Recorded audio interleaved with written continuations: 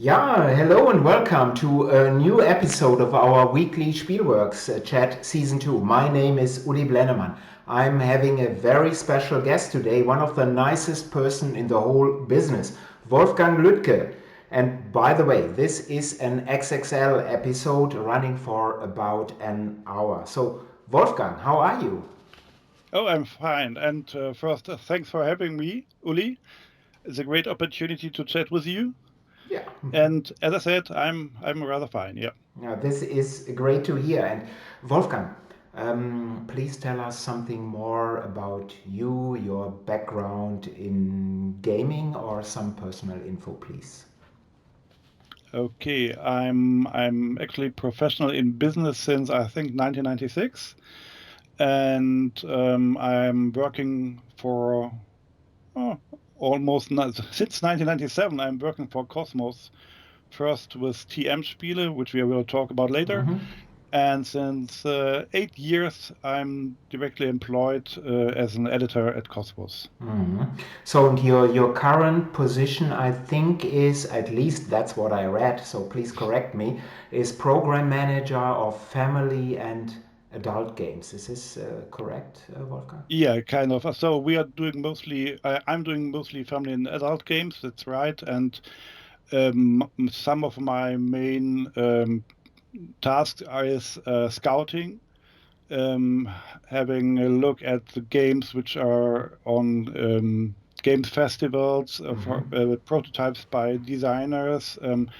Have a close look at Board Game Geek to see what other companies do, and do online interviews with designers and partners. So Mm-hmm. this is my main task, and I'm also responsible at Cosmos for the Andor games line, Legends of Mm-hmm. Andor. This year I've done the Adventures of Robin Hood. What else? Machikoro, Yeah. and lots of stuff. So if you ask me for some games, I can tell you if I have done it on one of my colleagues. So you're busy, Wolfgang, and because you were talking about the adventures of Robin Hood, yesterday was a Spiel des Jahres ceremony in Berlin, and Robin Hood was nominated. In the end, it did not win. How did you feel today? Now that the stress probably is a little bit off. How did you see this? Yeah, actually, it's one day after, and of course we would have loved to win because I think the game deserves it. But also there can be only just one Yeah. winner, and this time it was a really unique and original and innovative micro macro. Yeah. But I hope that the spectators here and listeners will have a look at the Robin Hood game when it's Yes. released in English, and of course in German as well, because it's really worth it. It's a special experience. Yes, and it's truly, as you said, a unique game. It's, of course, again, very nicely illustrated too. So, game design plus illustration graphics, everything is wonderful. And before we start with our topic today, let me say hello to a few people. So, there's Matthew Dunstan, from a designer from Prague, and he's saying, hello, Wolfgang. Hello, Uli. So, and of course, Hi, Matthew. you know him. And there's Stefan Risthaus. Hello, Hi, Stefan. Stefan.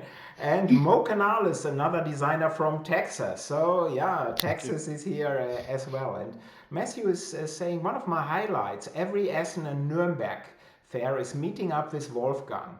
This might be the longest we haven't met in person for a decade, and one of the best people to pitch to, Wolfgang. So immediately high praise here. So yes, and Stefan is saying Catan weekends rock. Yeah, Wolfgang, you never invited me. So what's wrong here? So to a Catan weekend, and there's Actually, another. you can invite yourself for Catan in a weekend. Probably not this year, but next year. Everybody Maybe can come, even I. So okay, even you. and And we are there's testing prototypes there as well, not ah, just Catan, but there are Catan tournaments. If you want to join, Just call. In a tournament, maybe if you need somebody who's kicked out immediately, then I could or I should join. And there is also Matt Wolf, another designer from the US, from Carolina. And yeah, and Stefan is confirming only kind people allowed in Catan. So that's why So you should be there. that's why I'm not invited. But we won't talk about Spiel des Jahres. Today we won't talk about mainly about Cosmos games. We will talk about a game company, TM or TM-Spiele, but it's not trademark TM. And in my opinion, really a game company that is truly special and also very influential. And of course, if you have questions or comments, please put them in the chat window. And there's Nicolas. Hi, Nicolas.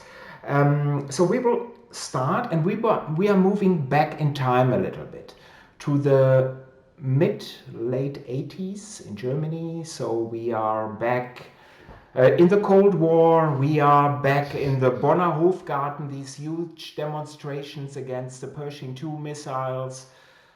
We see these Fleischmann, it's a wonderful name, miniature trains.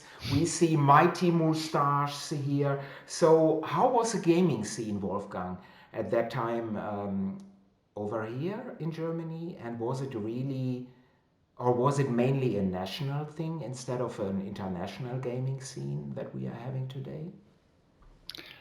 Actually, there was, in my opinion, there was not a gaming scene which we are used to have today. There was, of course, the Game of the Year jury, which was very high influential at that time, Yes. and they built a scene around them.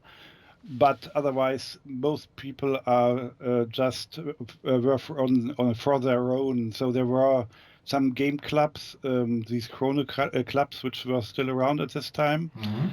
But it was not a very dense or a highly intensive scene as it is now.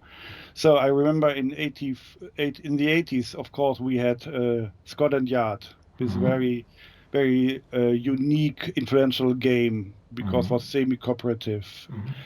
And then we had also, let me think, we had, of course, first Game of the Year for Cosmos, Sherlock Holmes' Criminal Cabinet, which is known worldwide for Consulting Detective, which is now with Asmodee. Yes. So this was in 1987 Game of the Year. Also, we had Dampfrost, so Railway Rivals, one of the first games which came from outside and was very popular. And so there was mostly a family market for games, and the gamers, or let's say the people who like to hobby gamers, which we are called now, I call them now. We discovered games like Civilization by Francis Tresham. For me, this was a real treasure to find out that there is a gaming world outside Germany, and they had these complex and very strongly themed games like Civilization games or 1820 was 1829, these large flat box by Francis Tresham, and all this stuff. So I played some of these English games and like to consume English game rules at this time.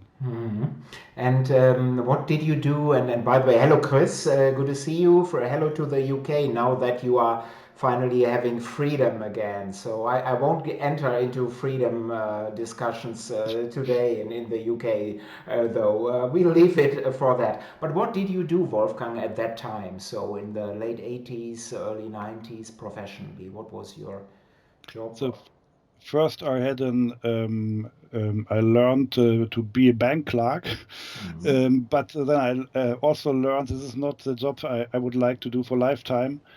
Then I did my military service for just 1 year. And afterwards, I was student for economics with mainly marketing studies.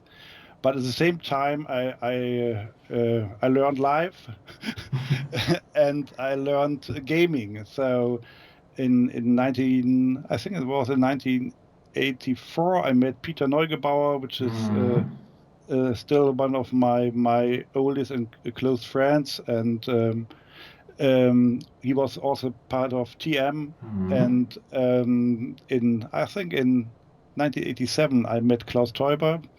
So it was the year before his first game was published, Barbarossa, which became Game of the Year in 1988.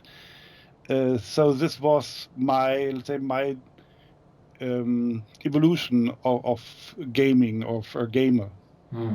So when you are saying you were studying kind of at that time, so did you look for a job in the gaming world, or was it mainly accidental that you entered the gaming world professionally? How did this happen? Yes, actually, I was interested in a job in the gaming business, or board game business, and I made how it's called, practicum, practice. I don't know the Practice so. work, yeah. Okay, so I was with F. Schmidt was in the late 80s.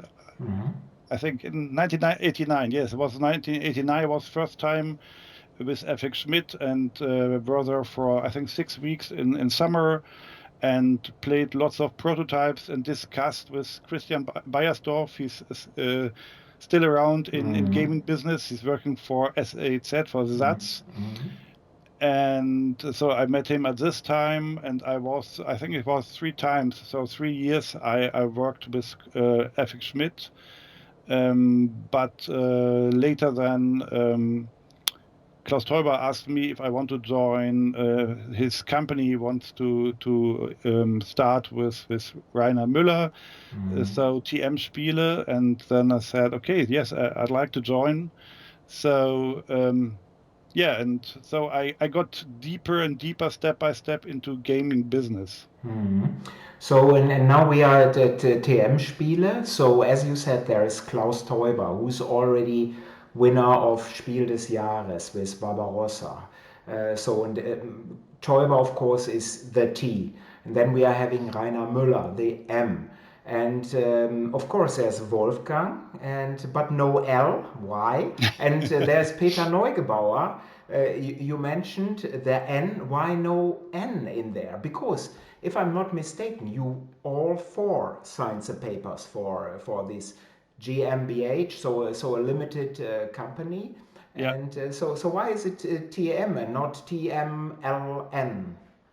So first, the main idea was by Rainer Müller and Klaus Teuber to start the company, and they were the main shareholders. Okay. So actually, Peter and I were just not a kind of spectators. It's different, but Rainer Müller has done all these, let's say, operative work, and we were fellow play testers and gave our advice to Klaus and to Rainer. So we played a smaller part when we started TM. Yeah, no, okay, and makes sense. And Peter, if I'm not mistaken, he was a teacher, right? So Yes, right. Peter was at this time, no, this time, his whole lifetime. He just retired last year. See, he was teacher, but he also, as me, we were both also game reviewers. Okay. So I worked for hobby game magazines. I also worked for larger newspapers or for our local radio station. And Peter worked for business magazines, for retailer recommendations. And therefore we didn't want to be in front of the company at this Okay. time. Yeah. Later, when it became more professional, I decided to not to write anymore about games, because I'm doing games. And Peter also did not write so many reviews later. He's also a game designer, and made some games on his own. So it was part of that were doing our own games, but also were part of game scene. Hmm. Yeah, makes perfect sense. And Matt said so. Initially, Peter and you were a minority partner, so that's probably Yes. the term. And then Peter, in my opinion, he had and probably still has the best name for signing his reviews. So it's Peter Neugebauer and it's Pen. So Pen. So that's a wonderful if you have that name for writing reviews. So but then you four persons, guys, you signed TM-Spiele. You formed TM-Spiele. It's registered as a GmbH. So what was the purpose of TM-Spiele? So actually, the main idea was for Rainer Müller. He wants to start his own business. It was his dream. He worked for Parker Brothers before. He also worked for some other companies. And at that time, he was a freelanced editor at Cosmos. So he also was in business. Um, but when he has released Barbarossa, he was with us as a freelance editor as well. So his idea was always to do his own company, and Klaus wanted to do a game in the way he has intended it to be, because the first game we released, Vernissage, would have been taken by another company, by a big company, but they want to change Too many many. things. Okay. And Klaus said, no, I don't want these changes. I want it as I have developed the game. Of course, with editing, he wants to have an editor, but he don't want to have lots of changes. And therefore, Rainer suggests to say, okay, let's start our own company. And then Klaus, because at this time, Peter and I were be friends with Klaus, and we were advisors to him and playtested his prototypes. He asked us if we want to join. Yeah, So it's actually, for us, it was a part of having fun together. Four guys sharing the same idea of playing games together, have a vision for what we want to do. And at this time, I never thought it would be my business career starting from this point. Yeah, For Peter, it was always clear that he is a teacher and will never be a big, let's say, big number in the game business. yeah, but it's great to hear this story of creative people who want to do their own thing. Maybe sometimes like Peter, not 100%, so full time, but really getting together and doing something. And I can, with Spielworxx, with my own tiny company, I can fully understand why to do this and not see having too many other hands involved in changing games. But I forgot at least, but you will now remind us.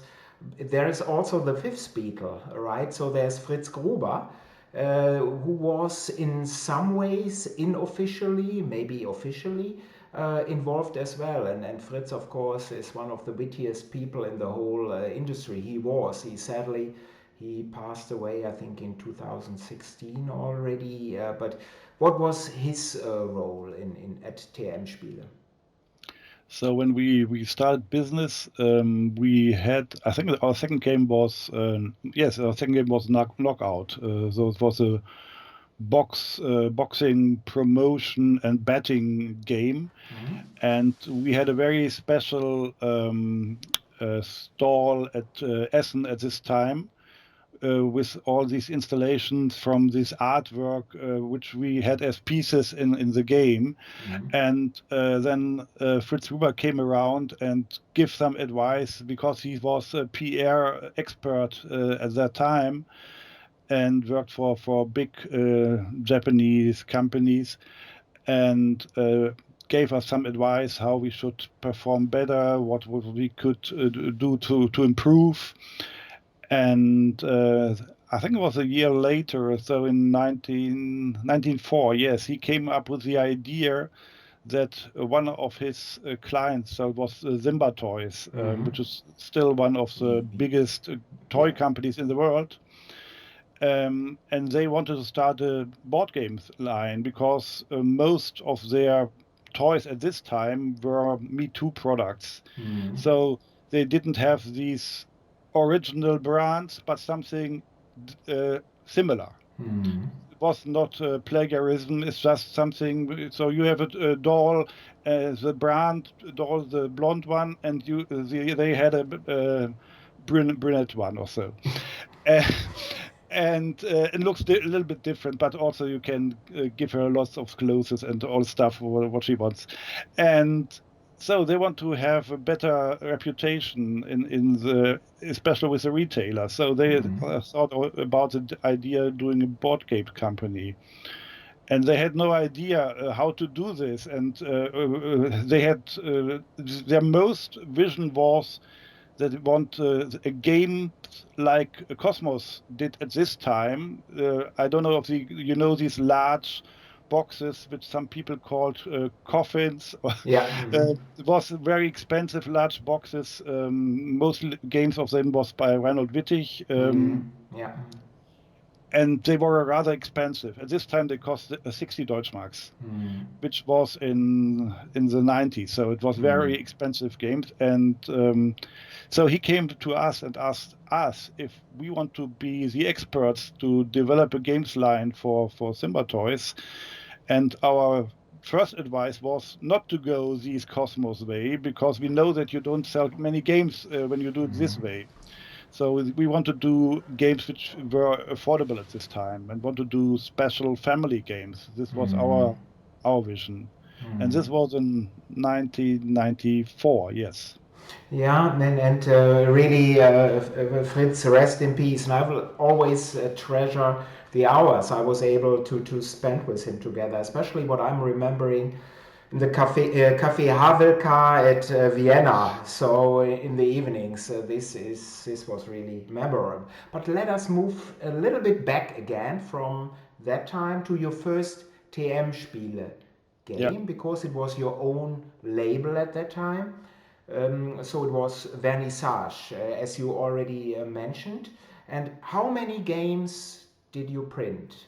And was it a commercial success?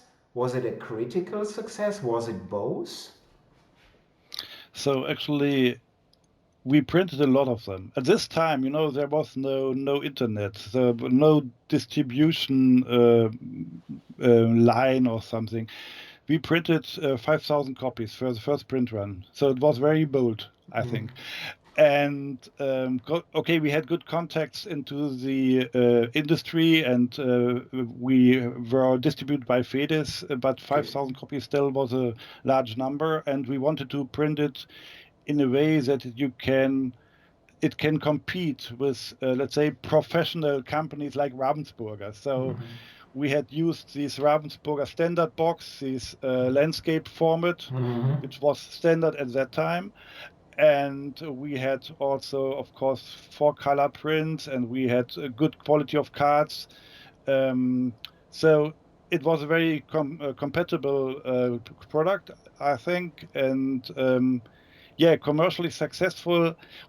Let's say we sold all 5,000 copies in the lifetime, and I think we didn't have to get on sale with them. And I think also, I don't remember correctly, but I think we had won third prize in Deutsche Spielepreis in 1993, so the year we released the game. But I would have to check it up. I don't know if it was place 3, but we won some of the first place in this. So from this view, it was a success, and it was for this time, it was a complex game. It was a long game. It was a complex game, and was a nasty game. Because the idea was that you have to promote certain artists, and you want to harm the artists where you don't have shares from, so where you don't have their pictures from, or their artworks, and you want to push your one in front, like as a let's say in a shareholding company, and and you really were playing nasty in this game. So this was the first one. It was okay. It was a good reputation for the first game. Yeah, and third place certainly at the Deutsche Spielepreis for a new company. First year, first game is very respectable. So I definitely say it's a critical success. And if you're selling out in a reasonable amount of time, 5,000 copies at that time, that's also a commercial success in my opinion. But then 1 year later, you did your second game, right? And that was by Wolfgang Panning, and you already mentioned it, Knockout. So was this game a success then? So what happened to TM-Spiele with Knockout, and what did happen? So I met Wolfgang, I think with Peter together. We met both him in Göttingen, and he showed us his game. It was about this theme already. So boxing, having boxers fighting against each other and betting on them. Also, you can cheat, you can bet on the opponent's boxers if you want, if you make more money this way. And we liked the idea, but we also knew at this time it was also a bold decision to do this theme. And what we finally really made totally wrong is the cover. If you have a look at Board Game Geek, Knockout is a just horrible cover. We tried to explain the fun of the game by this cover, and it was not a good one. It was really not a good cover. And the game still was quite fun, but was not a success. I think we regularly sold the first year 1,500. We still had printed 5,000, so just a third of it. And then I think 10 years later, you still got this game for sale in some retail chains. I don't know. So it really was not successful. It was a total failure, and leads to the fact that we didn't have enough money to print our third game, which we already had in planning. So we had to decide what to do with TM. Shall we go on with TM? Because it was different business from what Klaus Teuber was doing. Klaus Teuber, as designer, is doing games. Also, he at this time was how's it called? He didn't was a dentist. He was a dentist. He was a technician for that, not a yes. technician. So yeah, doing your right. replacement stuff. Of course, he can't invest again money in a company which is just kind of hobby. Of course, it was not a hobby for Rainer Müller, but it was not successful. And then Fritz Gruber came with the idea, and actually he saved us. Because what we can really were good in doing were finding games and editing games and improving games. Maybe we were not so good as business people for our own games. So we decided to sign with Zimba Toys, and from that on, we were outsourced editors. So we were an editing team for Zimba Toys, and the line of games we called Gold Fever games. Which is a very respectful, or was at that time, a very respectful line, of course. But I again have to interrupt you for a second, Wolfgang. Sorry for this. Matt, by the way, is saying in the chat, "Oh wow, to Knockout, that cover is interesting." He's saying, yeah, but we have to briefly go back. It was not the fault of Franz Vohwinkel, because we urged him to do it that way. It was a very horrible job for him to do with us. And at this time we worked with fax machines, and he sent us these faxes, and then we discussed by phone about this cover, and then somebody said, no, this girl should look like this in this direction, and the other said, oh, but this arm should be raised a little bit more. It was really not professional working with an artist. Sorry, Franz, if you hear this, I'm still sorry about the project for you. But we can see young Franz in a second. I had this photo up as a start screen, but I would like to bring it up quickly again. Wolfgang, you can't see this at this moment, but of course you know the photo. But let me tell you who is who here. Let me bring this up again. So you can see this. So Franz Vohwinkel is to the left. Then we are having Rainer Müller. We will ignore the person in the center for a second. Then we are having Klaus Teuber. Then we are having Peter Neugebauer, and that's Wolfgang Panning. He has his knockout game in his hands, and I think this is from the Nuremberg Toy Fair 1994. And this person there in the center, that's Wolfgang. And I must say, you are standing there in the best way from all. This is really cool stuff. So wonderful. Actually, the cool thing is that this tie, which we are all wearing, was made by Klaus' wife, Claudia. Okay. And she surprised us with this tie coming to the show. And because actually at this time, I had a very colorful shirt I was wearing, and actually this was not suitable for a tie and not for this tie, but we all wear this tie because it was just a fun idea. It looks great. It's a wonderful photo from '94. Good looking, snappy dressers, I can say. So, okay. So back to Gold Sieber, or your start with Gold Sieber. So one reason, of course, or it seems to be, that TM-Spiele worked with Gold Sieber simply because you needed money to continue running the business. So and there was this connection, Fritz to TM-Spiele to you. What did you do for Gold Sieber? So what was the job description of TM-Spiele at Gold Sieber? Actually, I don't know if there was a job description. The idea was make a games line for us and make a reputational games line for us. Of course, they want to be successful, but it was not a financial success which they were looking for. Mostly, they want, as I said, they want a reputation. They want a good reputation for the games line, and so our idea was we want to start with 4 games.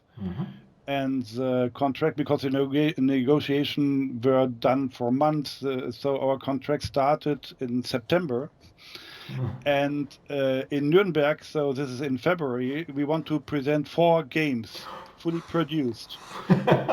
And actually at this time it was possible. Today you cannot do this, but so we had our first game, which was Sternenhimmel by Tom Schöpf, because this would have been our 3rd TM-Spiel, so it was our first one. And then I called Stefan Dauer if he has an interesting game for us, because I knew him from Göttingen at other occasions, and he offered us the game which became Linie 1. Actually, I think it was already called Linie 1. So this cable car game, which is still one of the best games I think I have done, and which I would like to play ever and ever again. And then Klaus came up with an idea which was Galop Royale, so the game with these how's it called, these coaches?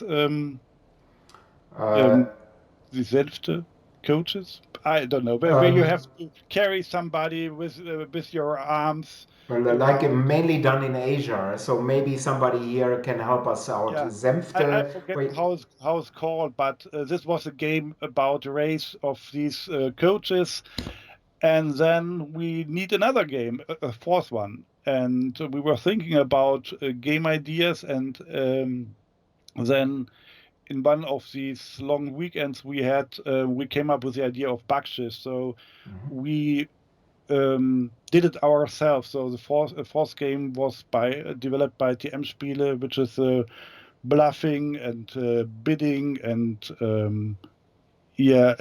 blind bidding game. Not the best one, but it was the fourth game to start a games line. And the clue was, and this was an idea of Fritz Gruber, there was a preview article for these 4 games in Spielworxx magazine. I think it was around December. So everybody knew there will be there will be coming something in Nuremberg. So it didn't come by surprise. The surprise was this announcement. And I think this game looked good at this time. The game were good, and we had, like we have with Cosmos now, we invited people from the press, but also some retailers. Today it's just press people, and we played the game with them. We invited them, and we didn't know if they really would like to play the game or just sitting around eating and chatting. No, they wanted to play the games, and this was the first first contact from them with our games. So this was the first 4 games, and they were successful because Linie 1 and Galop Royal was on this selection or recommendation list from Game of the Year. And if there would not have been just one game, probably Linie 1 would have been Game of the Year. But there was a game called Settlers of Catan, and so we had no chance. But it's really truly impressive. Signing a contract for 4 games in September and then presenting them in February. And as you said, nowadays you couldn't even print them in this time. So even if the games would have been ready, but doing this graphically and then having these games ready, it's really a feat. And I think Matt is correct. It's a rickshaw, right? You're meaning a rickshaw. Rickshaw? Yeah, but it's called. It has a different name in English. Maybe Stefan is suggesting sedan chair. I don't think. Yes. So Stefan, chairs, wow. So Stefan, thank you very much. And there's another, and Matt, I'm not forgetting your comment, your earlier one. I would like to ask Wolfgang this question a little bit later. But there is another comment here. Cold Void Nebula is asking. I'm still looking, or it's not asking, he's saying, I'm still looking for a copy of Linie 1 in Canada. Pretty much impossible. Yeah, nowadays it's hard to get. Or do you have maybe, if you look around in your corner over there, is there a copy of Linie 1? Actually, there is just one copy left. I had years ago, I had a little flood in my cellar, not similar to what we have experienced here now. But lots of my my copies of Goldsieber games were just destroyed. Yeah, too bad about this. But you see, love to Linie 1 is also in Canada. So how there was an English version. It was Streetcar. Yes, Streetcar. It was by Mayfair. And later there was a version by Norris, which is now owned by Simba Toys, and then again released Linie 1. So you're still able to get this game. So full circle around to Simba Toys, to Norris as well. And how long did TM-Spiele do the games for Goldsieber? And do you have some memorable games from that time that stand out, in your opinion? Yes, so actually we worked 3 years for Goldsieber. So in the second year, let me think. In the second year, we released Carabande, which later became Pitch Car. So this game, this racing game, flicking and racing game. And was presented by the designer Jean Dupoel on the wooden board, like a door. And then Fritz Gruber had the idea, like with a Carrera track, building pieces like jigsaw puzzles to build new tracks ever and ever again. So this was Carabande, was a successful one. And I think we also had in 1996, we had Entdecker by Klaus Teuber. Yeah. Mm-hmm. This was part of the Catan, let's say, line, because he splitted this part of discovering a new land in Catan, in Settlers of Catan, in the board game, in the base game, and released it in Entdecker, where it's all about discovery and placing your let's say your discoverers, your explorer tokens. So, and this was also, I think, won Deutsche Spielepreis, I think. Yeah, so another critical success. Yeah. Yeah, and I think also we had these card games in the second year. Yeah, we had card games, I think, in the second year. So one of the card games is by Günter Burkhardt, Manitou, which is still a great game in my opinion. And also we had Vignette by Stefan Dorrer again, which later was released, I think, by Yellow, and also by Amigo later. It's a trick-taking game. So this was also a very good success and good reputation. And in 1997, we had two games. One was Löwenherz, so Lionheart by Klaus Teuber. Again, a complex and nasty game. And kind of part 3 of, let's say, Settlers trilogy, because this was all about conquering other players' areas and defending your own. And we had Mississippi Queen at this time, became Game of the Year. Yes, I know it's one of the most hated Game of the Years, at least in Germany. I also know that in the States, many people really like Mississippi Queen, but in Germany, it's still one of the most hated games. Yeah, but you see, really another commercial success as Game of the Year, and Löwenherz, Lionheart, I think is. It's my personal favorite of all Klaus Teuber games, so I really like it, and I think Cosmos redid it, right? Cosmos? Yeah, we redid both games. So actually, Entdecker became the new Entdecker, the neuen Entdecker, and became more complex than the original one. And Löwenherz became again Löwenherz, but a more streamlined version. Yeah, and that's why I like personally, it's just me, I like the Gold Zebra edition even more. So, but I think it's a great game, and even today you can easily and play Lionheart. So really good stuff. And there's hello Markus, by the way, good to see you. Hello Purple Sheba from Bochum. And Cold Void Nebula, again from Canada, is saying Mississippi Queen was republished by Super Meeple. Okay. I know, yeah. Oh, yeah. I think it was just 1 or 2 years back. And Mo from Texas is saying he loves Lionheart as well. So yes. So you see, there's love from Gold Zebra, but then it ended. So why did it end? Was Gold Zebra not that much into board games anymore? Did you want to do something new? What happened? No, not at all. So Gold Zebra, actually, they gave us all the freedom we needed when we want to do games. So when we want to do a game, had an idea, we need special pieces. They said, just tell us, we make it. So this was just perfect work to have, or perfect partner to work with. No, the other problem was that, Rainer Müller was involved with Cosmos. He was freelance editor. He had this success with Catan, with Settlers of Catan, which is now Catan, of course.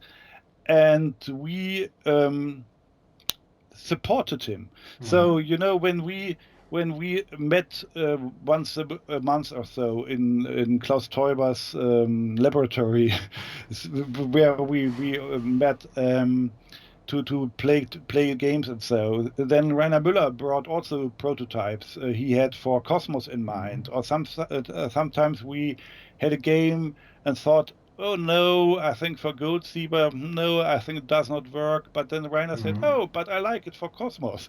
And Mm-hmm. then we play tested together. So we worked closely with him also on Cosmos game, even we were not paid for this. Mm-hmm. It was just because of friendship and we had fun with doing it. But it was more complicated because Cosmos was getting bigger and bigger and more successful with the Catan line. And Klaus was, let's say, between two chairs. He Mm-hmm. has done very successful games with Gold Zebra, but also was working with Cosmos, with this Catan, a Catan card game and so. And then we got the offer by Axel Meffert, who Mm-hmm. was the director of Cosmos this time, if we don't want to join Cosmos. And then we said, okay, we should put all eggs in one nest. And this nest was Cosmos because it was home of Catan and therefore Klaus' main partner. Yeah. And therefore we decided not to prolong our contract with Gold Zebra at this time, but worked for Cosmos starting in 1997.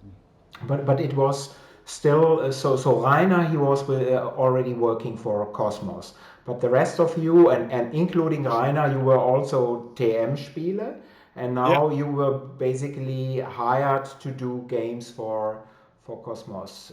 Yeah, and this was on an exclusive base. So we had an exclusive contract with Cosmos, just working for them as an outsourced editing team. Hmm. Interesting. And then one step back, I have to go here. Nicolas is saying he has Die Neuen Entdecker, the game, and he is saying it has a Spiel der Spiele 2001 logo on it. Is this from Ah, Vienna, Spiel der Spiele? Is yeah, this? that's right. Yeah. So we won this prize. I didn't remember it. Yeah. But Mm, I know that, as I said, Entdecker was, I think, second place and Löwenherz was first place in Deutsche Spielepreis in 1997. mm. Yeah. So yeah, but now you are at Cosmos with TM Spiele. So are you? Did you mainly work on Catan stuff, on anything? And I think I remember, but maybe this is wrong, that you personally, you Wolfgang, you brought in Caesar and Cleopatra, right? Or what was it, that story? This two-player line games Yeah, for yeah, Cosmos. that's right. It was in 1997 as well. So the idea for Caesar and Cleopatra was Rainer Müller this time had very strong contracts to Hasbro, Mm-hmm. and they were owner of the brand Risk. Mm-hmm. And our idea was to offer them a Risk card game, a two-player Risk duel card game. So I developed a Risk card game for them, and we presented it to them, and then they said, "Oh no, we don't believe in a two-player game. Just two players will not be a successful idea." And the year before, we released, or Cosmos released, the Catan, Settlers of Catan, the Card card game? game, Mm-hmm. the two-player game, which was a big success.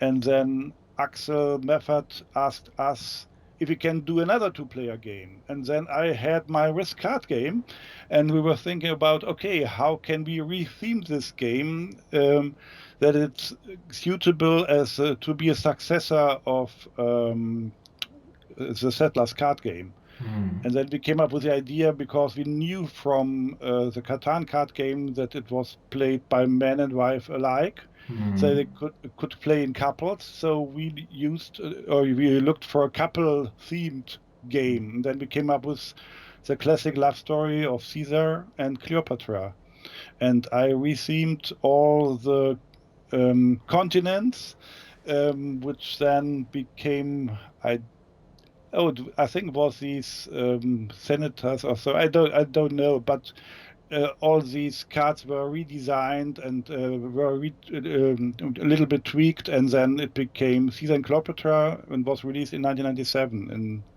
for Essen. Yeah. And for my big surprise, and maybe also for Cosmos, it was a huge success. Mm-hmm.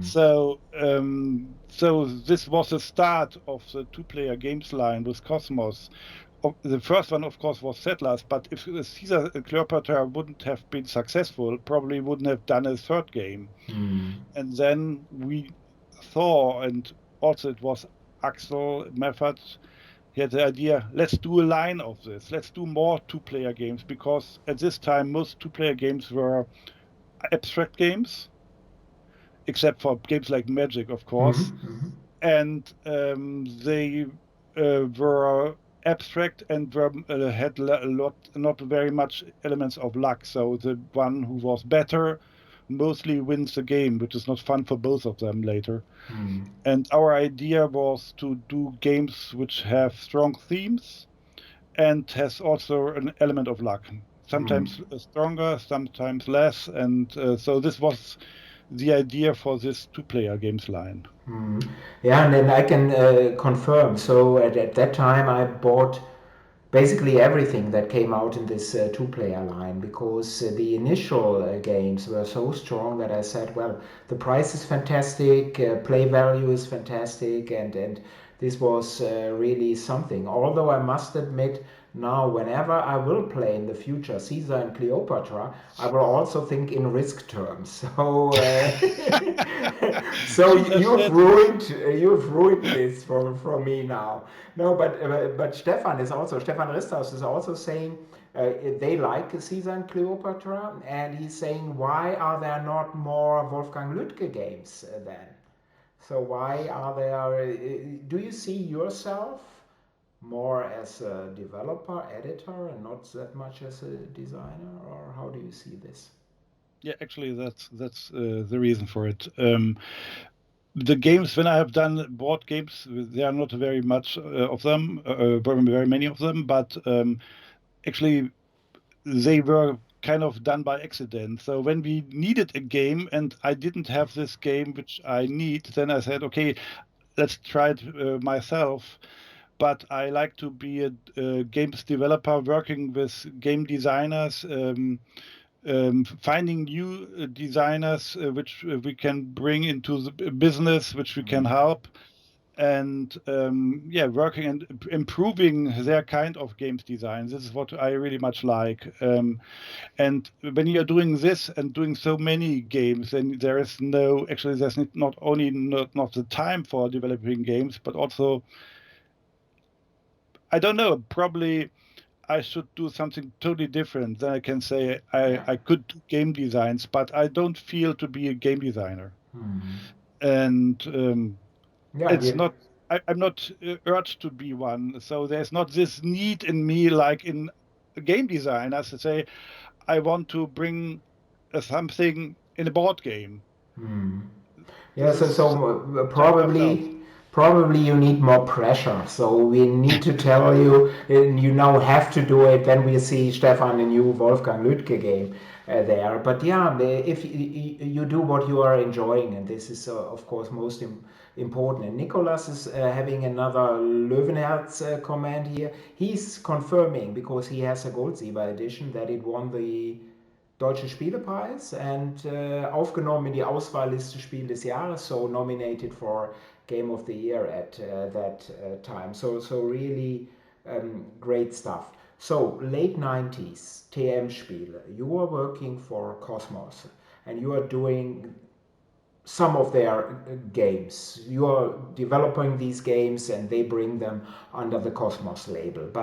And of course, Catan is becoming more and more of a phenomenon at the same time, and then selling hundreds and thousands of copies, millions of copies, and also growing internationally.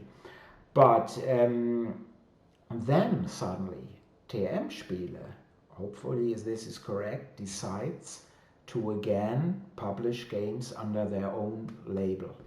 Why this? You weren't busy enough is probably the answer, right? No, actually, this was part of our contract that that Cosmos would distribute our games, and we still can do our own games once a year. Okay. So we started. I don't know if it was in 1998, probably. So we started directly with one of our own games. It was Minister. It was the old Rudi Hoffmann game, which is was really a family game with a little bit of satirical approach. But it was more. It was not a dice game, but it felt like a run and move game. It's a nice, family game, but it was not something which gamers would like to play probably. So this was the first one, and the second one, I think this was this already by.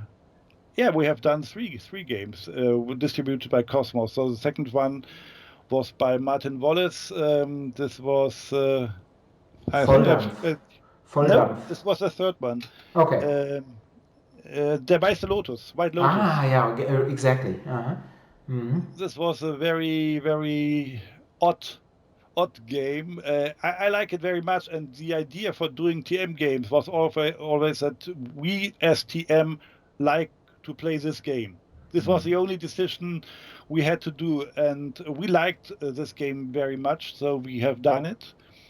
And the third one then was Volldampf, which was, let's say, kind of predecessor of his train game. So it was the German version of Lancashire Railway, which of course had some tweaks and new elements, but Lancashire Railway, you probably know, was kind of a predecessor for the brass game idea, which later came out. But also, if you have a look at Volldampf, then you will see the components are not very good. So the artwork was not very good, the components were not very good. And then we notice we are really good developers and editors, but we should not do our own games because also for retailers, it was more important to sell a Cosmos game than a TM game because nobody knows TM. And we as TM still had this landscape format, but was more portrait format, whereas Cosmos already had this Catan square size box, which is now a standard in game business. And which we see behind you, left and right, with Robin Hood and Andor. Yeah. And it's really, it became an industry standard, of course, because of this. So you stopped this as an experiment after a while again. So another question: what did TM-Spiele did, or what did you do for Catan? Were you involved with Catan because Klaus was part of TM-Spiele, or was this completely separate? How would you describe this? We were involved in playtesting as on a friendship base again, and also in developing. But Rainer Müller was the main editor and responsible editor and also developer, working together closely with Klaus, Peter and I, and at this time also Fritz. We play tested, gave our advice for some games. I think it was for the Seafarers. Yes, for Seafarers we were editors as well. And we actually also, I think we were credited for Cities and Knights. So for the Städte und Ritter. There we were strongly involved in this game. We were less involved in the development of the Catan card game because this became more and more complex and we didn't have the time to do this. But it was kind of separated. So most Catan stuff was done by Rainer Müller, of course, mainly responsibly. And I have done operatively all other games we have done for Cosmos, most of the other games. And later Sebastian Rapp came in to Cosmos and worked together with Rainer, that somebody was in-house directly responsible for Catan. So is TM-Spiele still active? Is it still a GmbH or has it been closed down? It has been closed. Main reason was that Rainer Müller was getting older and older, and he said he doesn't have. At this time, Fritz Gruber already left. Fritz Gruber was part of TM for 13 years. So during the Gold Zebra games, he joined in, and later he decided to do something else, parted from Cosmos, where he was responsible for public relations, and he worked for the Spiel des Jahres jury for 2 years later as well. So he parted from TM, and then Rainer said, I don't like to do this again and again. And then we said, okay, then let's close business. And this was the decision that we said, okay. And then Axel Meffert also passed, so the former director of Cosmos, and the new director, Mr. Fleissner, Michael Fleissner, asked me if I want to join directly, so if I want to be employed for Cosmos. And so this was in 2013, I think. So TM is history now. Yeah, it is, but it's a very interesting history. And now, Matt, I did not forget you here completely. I'm getting back to your question from earlier times. And Matt asked, Wolfgang, do you think any of the TM-Spiele releases could be modernized and re-released today? Or are they best left in the past? So we talked briefly about Linear One, but maybe do you have these same ideas sometimes in the back of your head? Let's redo that game. So what do you think are worthy titles? Yeah, actually, Linear 1 is one of these titles. I don't know if it would be successful today, but this is something which I think it still stands the time. Test of time, yeah. So I think it's still a good game, and also Sternenhimmel, which is not very well known, and I think it was never released in English. So maybe this could be a game. Galop Real probably not. It was an odd one. It was a fun game to play, and Bakshish I would make a rather small game of it if we would do it. But Löwenherz probably would stand test of time, so the original version. And let me think. If I remember, or looking back at some Cosmos games, we had one game which was by Gerd Fenchel. It was how it's called, this gardening game. I've forgotten its name. I don't even know that. So maybe somebody here. Actually, I don't know either at this moment, but sometimes we think about doing this game again. Or there was Zauberstauber. It was a kind of tabletop. Yeah, ahead of its times. Ahead of its time. Yeah, by Heinrich Lumpler. So, but thinking about doing a game again or doing a new one, we mainly decide to do a new one. Yeah. There are only few reasons to do something, and not because it was a good game at this time, but because you think it is a good game today. Yeah. Even it was released before. This we have done with Halali, which was Jag und Schlag in the 1970s before, but when we released it, and it's still in our program, the two-player game by Rudy Hoffman. But there were very few games, and we get so many games which we can release. So probably before we do an old one, we always will do a new one. Yeah, I can fully understand, and maybe this is something that is better done, if at all, by a small publisher who don't need to print that many, don't need to sell that many. So maybe if publishers are viewing this, get in touch with Wolfgang, and then maybe there are some new editions.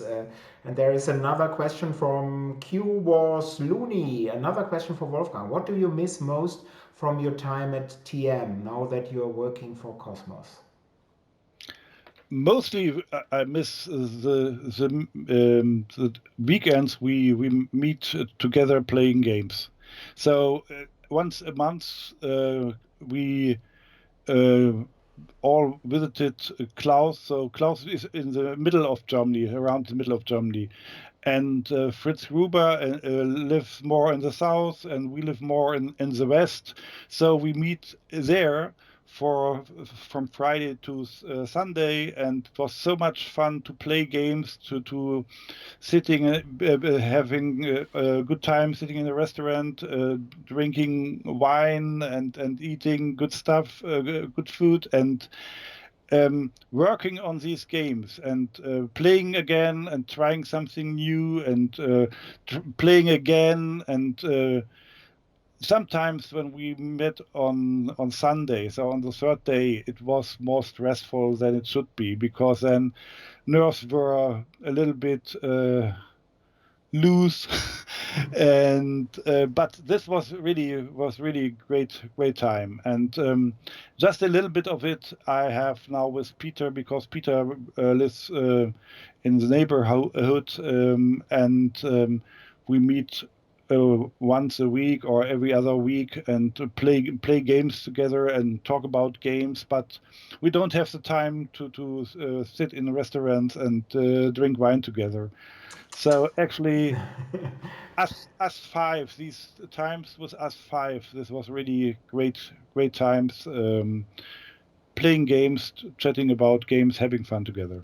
Yeah, sounds wonderful. And with again with Fritz, I can imagine having some really great wine and hearing great stories. So yeah, to But comment. also when Rainer Müller, and it was not often, but when he decided to tell something from his life, from his back career or his private life, it was so interesting and so fun to listen to him, and we always told him he should write his autobiography, and this book never was released. So, but he had so much to tell the world, and so only a few people really know him. So outside Germany, I think almost nobody knows him, and in Germany also only very few people knew what he has done for the gaming scene and the gaming world.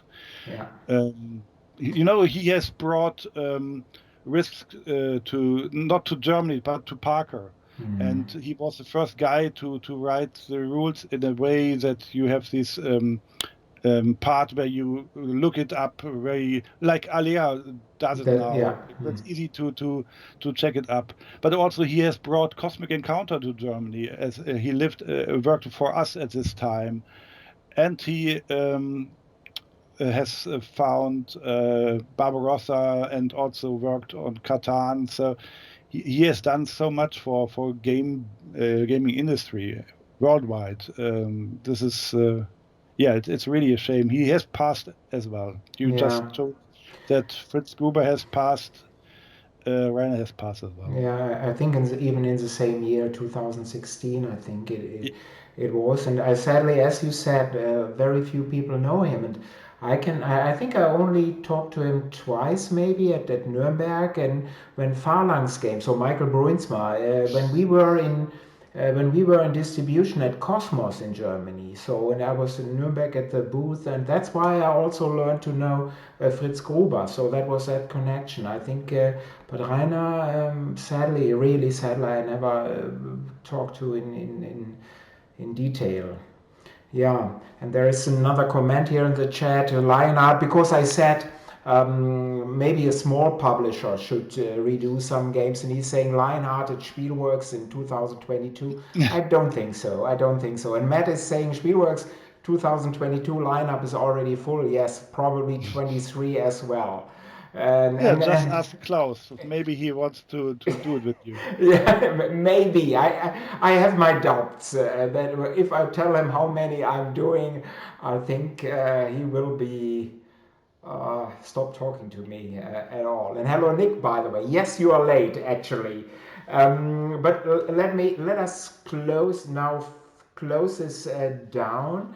But I would like to ask you another question, Wolfgang. Will there be a Spiel at Essen this year? What do you think? Will there be a fair at Essen in October? What do you think? Yes, I think so. If the infection rate doesn't raise to the high numbers we had in some months ago, there will be Spielessen, and Cosmos will be part of it. Yeah, I even heard that you, because Asmodee dropped out, they can sell, that you, so Cosmos, took over that space. Is this true? Yeah, actually, yes. No, the reason is very easily because we need more space to have the same number Yeah. of tables to present ourselves, to give people the chance to play the games, and therefore it was a good occasion that Asmodee decided not to come this year, and we said, okay, then let's have this stand as well. Yeah, makes sense. I think the regulations are now 1.5 meters between chairs from different tables, and then you can see how much space you need to have a decent number of gaming Yeah. chairs. Will you be at Spiel this year, or I will did be you, there. I will be there for, yeah, most with your most booth likely. or just in person? That's to be decided. Okay. I don't know at this moment. I'm leaning towards actually having a booth, but probably only a small booth this year. But it hasn't been decided yet. Yeah. Before we now finally close down, there's another comment here. Cold Void Nebula in Canada. And this is really for you, Wolfgang. Thank you so much for everything, Wolfgang. I really love Gold Zebra games and have a few such as Africa, Goldland, Mississippi Queen, Web of Power, Big City also, yes, but will slowly complete the collection. I only got into board games in the past 5 years and working backward and going to the past since I missed the golden age of gaming. Yeah, maybe we are in the amidst the golden age of gaming, but I think as we learned today from Wolfgang that there were some cool games there in the 80s, 90s, or 20 years ago for sure. So, and I think this is a wonderful last comment here, and it's a compliment to you. And as I said initially, Wolfgang is really one of the nicest persons in the whole business, and it was lovely talking to you, Sorry, I just have one Wolfgang. comment. Of It course. was to the fellow guy from Canada. Most of the games he just called were not developed or edited by us. It was after our part of Goat Sea, but was done by Joe Nikish. So Web of Power is a great game. Big City is a great game. We also were not involved in Africa and not in Goatland. So these credits should go to Joe Nikish. And Joe Nikish, of course, he is Abacus Spiele, That's and right. so another legend, which he should be in this Spielworxx chat one day as well. And Stefan is thanking you, Markus is thanking you here, and Stefan is even saying Wolfgang paved my way into the author life at Catan weekends. Yeah, and that's why I'm not a designer author, because I was never invited. No, I'm not creative Actually, enough. Inka and Marcus Brandt started their career also as part of Catan Weekend. Wow. They brought their first prototypes then later there, and there came the idea to develop something on their own. So Catan Well, Weekend, probably you should show up some yeah, year. you just want to laugh about me in the tournament then when I'm immediately kicked out. You're playing the Oh, Catan big games. yeah, maybe. Wolfgang, thank you so much. Really, it was a pleasure. And next week we are having here a regular episode with me presenting Spielworxx and industry news. As you know, if you have a question that you'd like to ask in advance or have a comment for a future topic, please drop me a mail at uli@spielworxx.de. That is uli@spielworxx.de. And if you want to reach out to Wolfgang, you can surely do this via Cosmos. Just look at the Cosmos website and they will direct anything and forward anything to Wolfgang. And till next week, bleibt alle gesund, Black Lives Matter. Bye bye. Bye. Bye bye. Thank you very much.